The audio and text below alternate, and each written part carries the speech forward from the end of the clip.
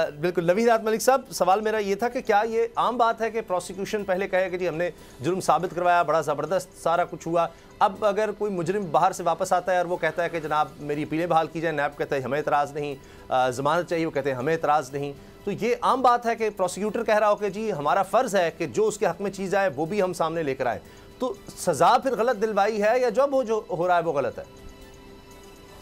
देखिए, जो इस वक्त नैब की रिसेंट अमेंडमेंट्स हुई हैं उसमें एक सेक्शन 8 में अमेंडमेंट की गई और जो प्रोसिक्यूटर थे नैब के उनका बेसिक जो जोर था वो इसी बात पे था कि सेक्शन 8 में जो अमेंडमेंट की गई उसके बाद हमने सिर्फ ये नहीं देखना कि प्रोसिक्यूशन की तरफ से क्या मौक़िफ़ है, बल्कि ये भी देखना है कि अक्यूज साइड क्या है और हमने इक्वली ट्रीटमेंट करनी है इन अकॉर्डेंस विद लॉ।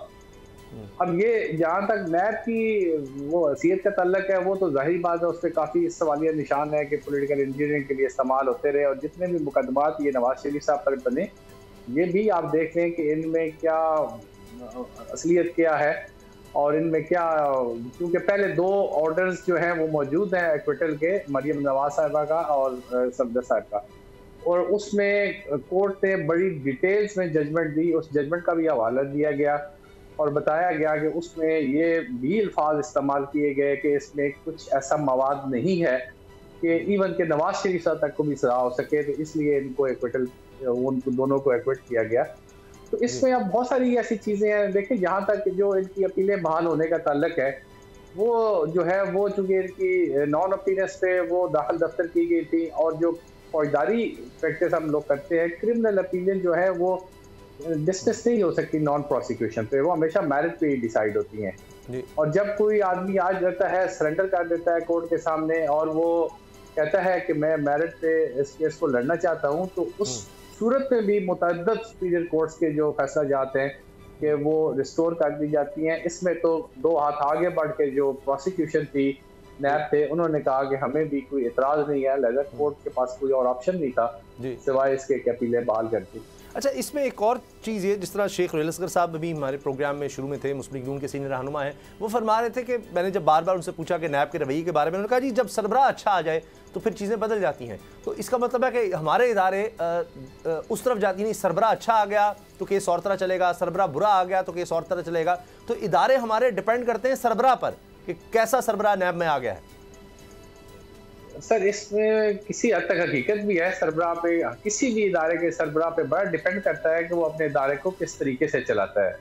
लेकिन जहाँ तक नैब का ताल्लुक है, नैब की पर हमेशा सवालिया निशान रहा है।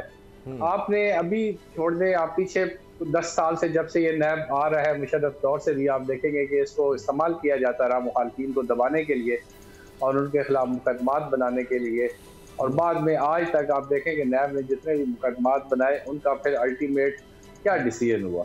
तो इस पे सोचना पड़ेगा, हमेशा एहतसाब होना चाहिए। तो आज जो केसेस नैब बना रहा है उस पर भी कल को फिर सवाली निशान होंगे कि वो कल को तरीके इंसाफ कहेंगे कि फिर तो आपकी जो हैसियत है ना वही मशकूक हो जाती है। इसमें एहतसाब की हद तक किसी को कोई वो नहीं है कि एहतसाब नहीं होना चाहिए, लेकिन एहतसाब सब जो भी किसी बात में मुलव्वस है उसका एहतसाब होना चाहिए, लेकिन वो इस तरीके से नहीं होना चाहिए कि जो पोजीशन में है उनका डिफरेंट तरीके से हो और जो हुकूमत में है वो उनका डिफरेंट तरीके से हो। आप देखेंगे, थोड़ा सा पहले चले जाए, जो यही नैब था जो इमरान खान साहब के खिलाफ जो है वो कुछ 1-2 मुकदमात ओपन किए और उसके बाद उस वक्त जो चेयरमैन नैब थे उनकी एक वीडियो सामने आ गई और उसके बाद से क्या हुआ कि नवाज शरीफ साहब लोगों के या नून लीग के खिलाफ मुकदमात बनने शुरू हो गए और जो PTI है उसके खिलाफ मुकदमात खत्म होने शुरू हो गए।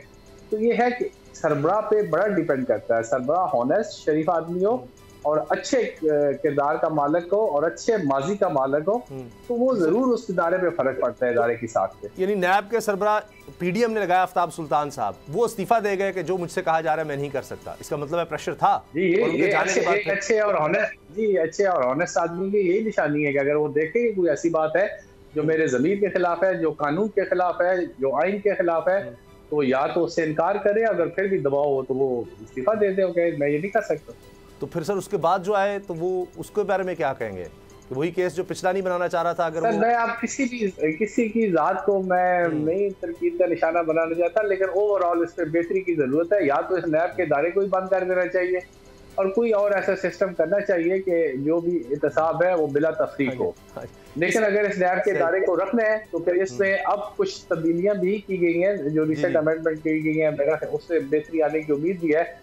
लेकिन उससे भी इदारे के जो भी कौन उसका इंचार्ज है, कौन उसका सरबराह है, इस पे बड़ा डिपेंड करता है। बिल्कुल सही सर। वो जस्टिस राट जावेद इकबाल साहब भी थे, वो भी इन्हीं जमातों ने लगाए थे जिनकी हाल ही में हुकूमत रही, उसके बाद भी एतराज आ गए। आप सही कह रहे हैं, किसी के अंदर तो झांक के तो कोई नहीं देख सकता। देखें आप, जो भी बंदा कोई लगाता है वो तो देखता है कि शायद एक अच्छी रेपुटेशन के मालिक है या अच्छे जो है उनका एक माजी गुजरा हुआ है, तो वो अगर लगा दे उसके बाद फिर ये असर हमारा अलमिया है कि कोई शख्स किसी के लिए अच्छा है, कोई शख्स किसी के लिए बुरा हो जाता है, फिर वो हमारी बदकिस्मती, और वही बुरा शख्स फिर बाद में दूसरे के लिए अच्छा और फिर किसी के लिए बुरा। हुकूमतें बदलने से, शख्सियात बदलने से सब होता है। लेकिन सर एक एतराज़ ये भी किया गया कि आज 36 मिनट में महफूज फैसला सुनाया गया, लेकिन इसी तरह से तहरीक इंसाफ के चेयरमैन हैं, उनके हवाले से 16 तारीख से एक फैसला महफूज है वो नहीं सुनाया जाता। तो ये कम्प्लीटली डिपेंड करता है किसी भी जज पर कि वो जितनी मर्जी अरसे तक फैसला महफूज रखे।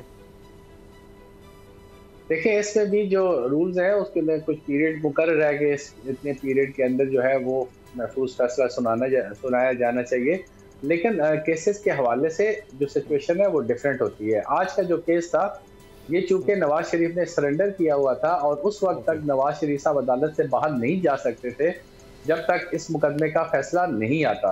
अगर वो अपने मुकदमे के फैसले को सुने बगैर अदालत से बाहर निकल जाते तो फिर ये प्रिज्यूम किया जाता कि शायद उन्होंने अपने तौर पे ही ये वो मान लिया है कि शायद मेरी जमानत बहाल हो गई है।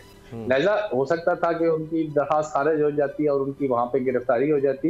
लिहाजा जब तक इनका फैसला ना आता वो अदालत से बाहर नहीं जा सकते थे, इसलिए वो शायद फैसला उनका जल्दी आया। और वो जो दूसरा आप कहते हैं कौन सा वाला फैसला रिजर्व हुआ है सर? उनकी जमानत का, साइफर में जमानत, साइफर का तो आज उनका कोई केस लगा हुआ था शायद, लेकिन उस हवाले से मेरे इल्म में नहीं है कि कौन सा फैसला रिजर्व है। लेकिन उस पर कुछ पीरियड मुकर्रर होता है, कुछ 3 महीने या मैक्सिमम 6 महीने, इतने में जो भी महफूज किसी भी मुकदमे में फैसला किया हो वो सुनाया जाना चाहिए। जी चल ठीक। इसके साथ खैर एक ये भी आ गया कि साइफर केस को ओपन कोर्ट की जो दरखास्त थी वो खैर मुस्तरद हुई है। अच्छा लगारी साहब, जिस तरह से ओपन कोर्ट की नहीं थी सर, वो जेल के अंदर ट्रायल की और गवाहान को रिकॉर्ड न करने की दरखास्त थी। जेल के अंदर जो ट्रायल हो रहा है उसको रोका जाए और जो कल गवाह रिकॉर्ड होने हैं उनको रिकॉर्ड न किया जाए तो वो मेरे ख्याल एप्लीकेशन। जी सर, वो ओपन कोर्ट का यही हुआ ना सर, जेल में ना हो, ओपन कोर्ट में हियरिंग हो। खैर तो ये अब शायद कुछ अरसे के बाद ये बात पता लगे कि जी ये गलत हो रहे थे फैसले। तो कभी वक्त बदलता है तो हालात बदल जाते हैं। अब इस वक्त हालात सारे नजर आ रहे हैं कि नून लीग की फेवर में है। सब्सक्राइब करें और बेल दबाएं ताकि कोई खबर रह न जाए।